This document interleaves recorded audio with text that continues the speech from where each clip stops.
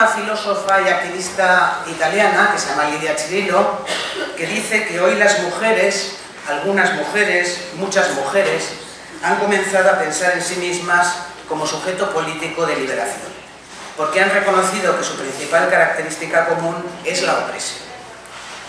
Pero para reconocernos como sujetos políticos de liberación, como lo dice Cirillo, las mujeres hemos tenido que empoderarnos. El empoderamiento se entiende como un proceso individual, por el cual una mujer particular toma conciencia de sus derechos y consolida su poder, su autonomía y su autoestima. Pero el empoderamiento también se entiende como un proceso colectivo, que en ese caso se trata de aunar subjetividades femeninas para luchar por sus intereses de género y remover las desigualdades en todos los frentes, en el frente social, en el frente político, en el frente económico, en el frente cultural, etc. Y este sentido de empoderamiento colectivo es lo que nombramos como feminismo.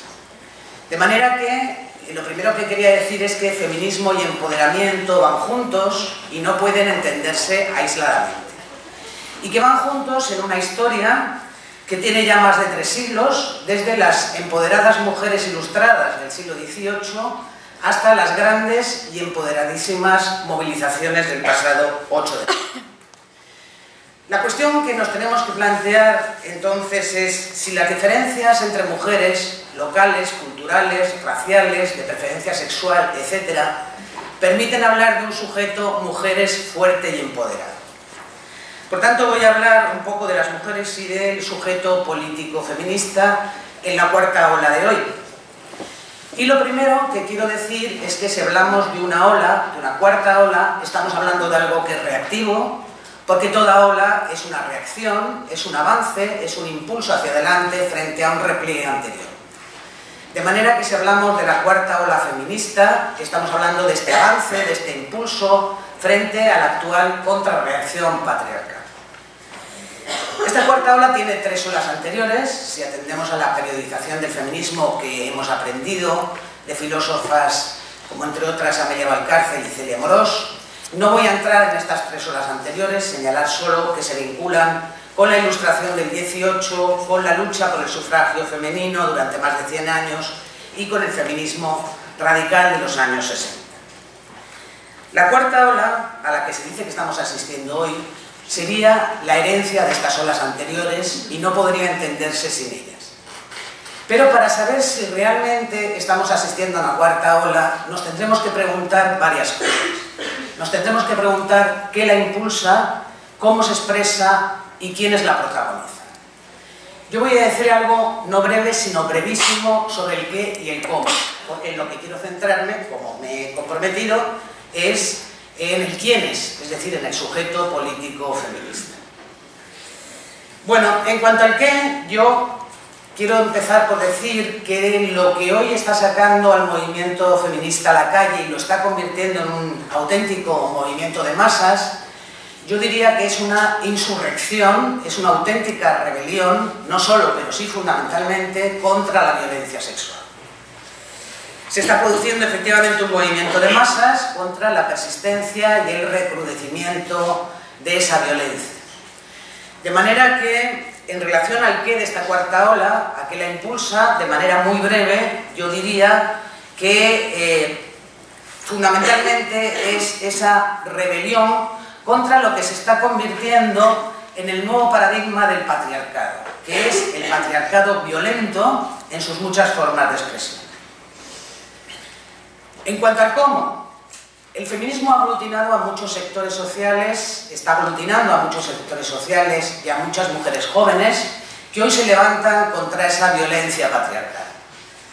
Pero el feminismo tiene que conseguir que estas mujeres y estos sectores sociales pasen del rechazo a la conciencia crítica. Es decir, que no se queden simplemente en condenar los efectos de esa violencia, sobre todo sus efectos más cruentos como los asesinatos de mujeres, sino que tomen conciencia de que es una violencia estructural al sistema patriarcal. En esta cuarta ola, cuando se empieza a levantar las mujeres contra la violencia patriarcal, yo diría que también se está poniendo en primer plano la reclamación de la igualdad de las mujeres. Pero se trata de una igualdad no solo política y económica, política y social, que también, sino de una igualdad también económica. Porque hoy el feminismo, sobre todo el feminismo de las jóvenes, es un feminismo anticapitalista. Es un feminismo que entiende que el sistema patriarcal y el sistema neoliberal se retroalimentan y se coimplican. De manera que en estas luchas contra la violencia patriarcal se vuelve a poner en primer plano, yo diría, el paradigma de la igualdad en un sentido profundo, en su sentido político, social y también económico. Estoy corriendo mucho, ¿no? Pero es que no quiero desajustarme del tiempo. Bueno, el caso es que este paradigma de la igualdad había sido dejado de lado dentro del feminismo contemporáneo, como lo dice la filósofa Nancy Fraser, en los años 80, en los años en los que se impuso lo que ella llama el paradigma del reconocimiento de las diferencias. ¿Qué quiere decir esto? Quiere decir lo que la socióloga Rosa Cobo ha dicho en algún momento, que en esos años 80 el feminismo se miró hacia adentro. Efectivamente, el feminismo se miró hacia adentro y reconoció la diversidad de las mujeres por razón de raza, de clase, de preferencia sexual. Y esto ocurrió sobre todo a partir de que el feminismo lesbiano y negro impugnó al feminismo hegemónico por no sentirse representadas sus diferencias en este feminismo, porque era un feminismo que se centraba en la mujer de clase media, heterosexual y blanca. Bueno, a partir de ahí, en los años 80, Fraser, esta filósofa norteamericana, dice que el feminismo quedó atrapado en la órbita de la política de la identidad. Y ella dice que quedó atrapado porque este paradigma de reconocer las diferencias entre mujeres eclipsó las urgencias de la desigualdad. Es decir, eclipsó la necesidad de hablar de la redistribución. Pero bueno, lo que a mí me interesa más ahora con esto es que este paradigma de reconocer las diferencias entre mujeres que se impone a partir de los años 80, como digo, en el feminismo, plantea un problema para el feminismo también. ¿Cómo pensar las identidades que se presentan como diversas? Es decir, ¿cómo reconocer las diferencias? Porque la propia Fraser dice que no todas las diferencias deben ser reconocidas, que no todo vale, y que tenemos que rechazar, como mujeres, aquellas diferencias que fomentan la subordinación o potencian la desigualdad, es decir, aquellas diferencias que no resultan favorables para las mujeres. Ahora bien, y esto también me interesa más, que es hacia donde voy, y ya voy, no queda mucho, tranquilas, paciencia, vamos a ello. El debate sobre qué hacer con las diferentes diferencias, qué hacer con las identidades diversas, abre un debate en el feminismo contemporáneo, a mi juicio, esencial, que es ¿qué hacemos con el sujeto político feminista? Voy a hablar entonces sobre las mujeres y el sujeto político feminista en esta cuarta ola de hoy. Bueno, hay quien defiende que estaríamos en una cuarta ola porque el sujeto político del feminismo habría cambiado. Y de ahí vienen las propuestas del denominado transfeminismo y del feminismo queer. Estas propuestas se vinculan en particular con las tesis de una filósofa norteamericana que conoceréis, que se llama Judith Butler, y que tuvo gran impacto a partir de los años 90. Entre otras cosas, y muy de manera sintética, Judith Butler defiende que toda identidad es normativa y excluyente. ¿Por qué? Porque toda identidad establece unas normas a las que hay que ajustarse para pertenecer a esa identidad y deja fuera todo lo que no se ajusta a esas normas. Y en ese sentido ella va a sostener que toda identidad debe ser deconstruida. Y esto valdría para Butler también para la identidad mujeres, porque también la identidad mujeres sería normativa y excluyente. Ella en definitiva sostiene que la identidad mujeres, en nosotros feminista, es una construcción que siempre deja fuera a gran parte del grupo que dice representar.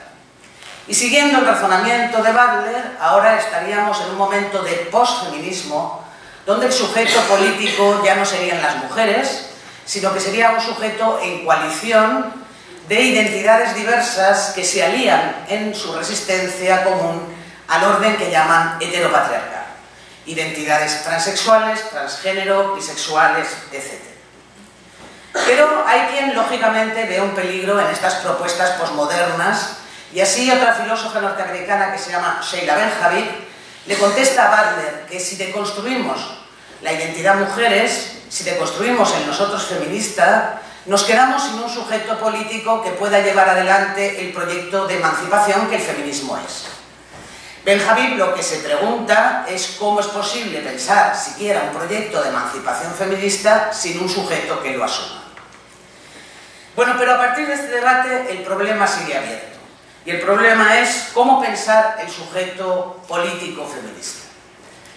A mi juicio, y aquí ya me voy a mojar, el feminismo tiene que mantener el sujeto mujeres. Si no como una identidad esencial, si no como una esencia, sí al menos como una identidad estratégica.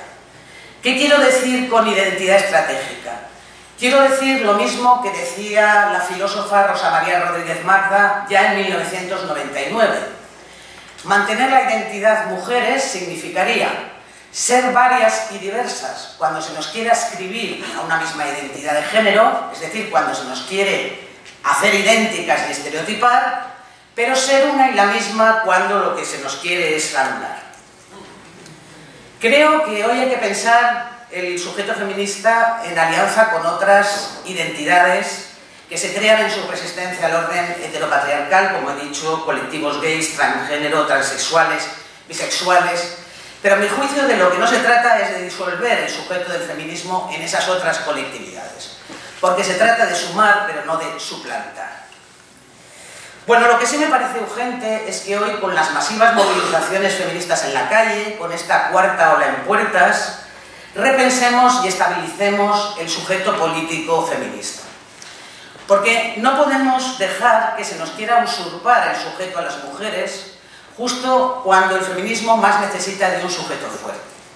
Un sujeto que tiene que llevar adelante un proyecto tan fácil de enunciar y tan difícil de hacer como es erradicar el patriarcado, y que lo tiene que hacer además a escala transnacional, a escala planetaria, reconociendo desde luego las diferencias entre mujeres, ya he dicho, locales, culturales, raciales, de orientación sexual, etc. Pero reconocer esas diferencias no significa que no se pueda hablar de un sujeto político feminista, no significa que tengamos que hablar ahora de que estamos en un posfeminismo, o incluso hablar, como hacen algunos discursos actuales, de una posmujer. Y yo creo que no se puede hablar de tanto pos cuando todavía no estamos en condiciones, ni mucho menos, de hablar de un pospatriarcado. Bueno, en definitiva, y ya para ir acabando, yo creo que en un mundo en proceso de globalización neoliberal galopante como en el que vivimos, las condiciones materiales de vida de muchas mujeres en nuestro mundo exigen todavía pensar desde el feminismo un proyecto de emancipación social, político, cultural y hasta personal. Y para ese proyecto se necesita un sujeto fuerte, un sujeto empoderado, que a pesar de sus diferencias indudables tenga objetivos políticos comunes. Y las mujeres tenemos objetivos políticos comunes porque las mujeres sufrimos dominaciones comunes por el hecho de ser mujeres. De manera que ya para concluir y decirlo muy brevemente, yo tengo muy clara una cosa, que defender que se construya hoy el sujeto mujeres, que prescindamos de él como sujeto político del feminismo, solo puede venirle bien a los propios intereses del patriarcado. Gracias.